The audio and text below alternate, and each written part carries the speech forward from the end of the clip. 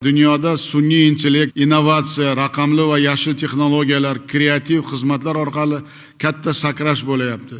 Yurtimizning betakror tabiati, tog' va yaylovlari, tarixiy obidalari, kino industriya, konsert, tomosha, turizmga yangi loyihalarni amalga oshirish uchun katta imkoniyat. Masalan, Ichanqal'a tarixiy kino va serial olish uchun tayyor sahna.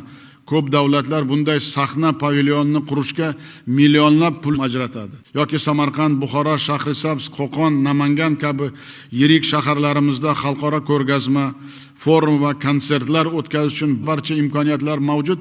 Men ham mana shunday sohalarga loyiha qilaman degan intiluvchi tadbirkorlarga eng qulay sharoitlar yaratib berishga tayyorman. Shularni inobatga olib, kichik biznesdagi keyingi qadamlarimizni belgilab berayotgan 5 yillik strategiya ishlab chiqdik.